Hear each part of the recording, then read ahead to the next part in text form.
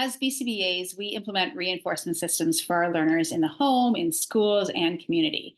But how do we suggest reinforcement systems that will be successful in a classroom setting?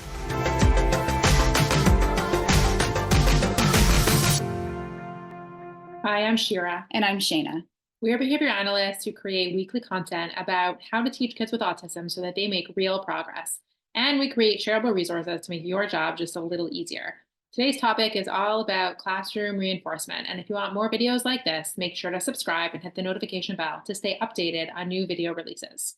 So I remember when my daughter was in kindergarten, she came home talking about a bijou and a bijou jar, and I had no idea what she was talking about. But then after talking to her and asking a few questions, I realized that a bijou is a jewel. Was in French immersion, and the teacher actually took jewels and filled up a fishbowl. And when this jar was full, then students got to pop a balloon, and whatever was inside that balloon, they got to do like a pajama day or a pizza day. I have no idea whether or not, they needed a ton of jewels for it or how the teacher was delivering it. But I thought it was pretty cool that, my, child who obviously was only an SK and didn't know anything about ABA was actually using a classroom wide reinforcement system. And there's so many ways to make reinforcement systems in the classroom doable and effective. It's definitely a balance. We may have to try a couple things that don't work until we get to something that does work, with the goal being that reinforcement needs to change future likelihood of behavior. If it's not doing that, then it's not even a reinforcement system. But we can help teachers be creative in finding something that will work for their classroom. Something very cumbersome like a DRO is likely not going to be a good suggestion for a classroom setting. But something more doable like points or tokens or stickers or some way that they could keep track easily might be more doable.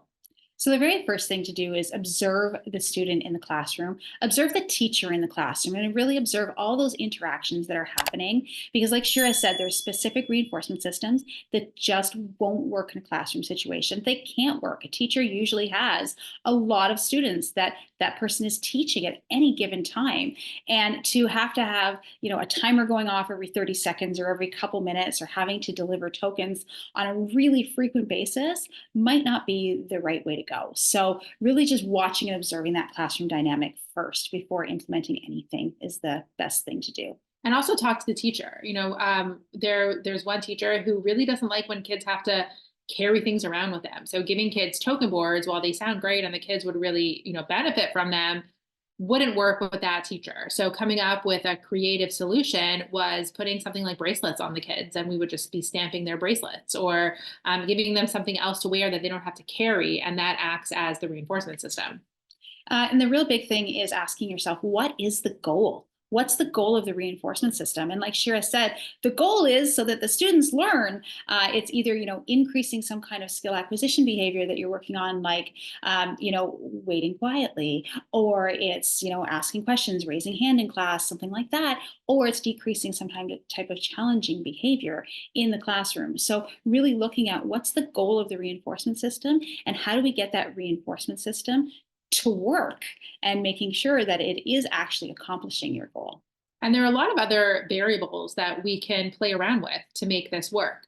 For some classrooms, it doesn't work for them to be trading in their reinforcement every 30 minutes for something small. And it does work for them to learn to save their points for maybe something bigger once a day. And that's a variable that we can, manipulate a little bit. Or they could be needing to put in a little bit more effort, or fading the token system, or there's so many different things that we can play around with in order to make it more doable. We could also teach students to monitor their own system, eventually introducing something like a self-monitoring system where they're able to give themselves the points or track their own behavior.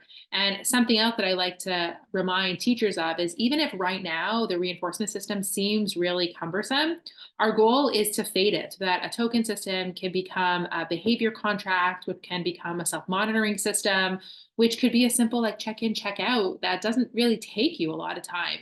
But once they have the skills, then we're much more able to fade it out.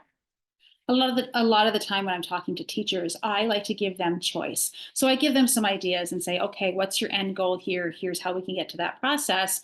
Let's find a creative way to implement a token board. It doesn't just have to be check marks on a piece of paper. What's doable in your classroom? And sometimes teachers are those typical Pinterest teachers who are so creative beyond anything I would ever think of. And they've got it and they're running with it and they're doing it. And if they're doing it and they're running with it, I know I've got the buy-in. So really making sure that you've given teachers that choice so that you can get that buy-in from them right from the get-go. Go check out our other video on classroom reinforcement to get some more ideas of kinds of reinforcements and systems that you can use in a classroom. For more information on classroom reinforcement, click the link in and around this video or in the description to claim your free token board. We also encourage you to subscribe to the channel so that you don't miss any future videos. And leave a like and comment below if you have further questions.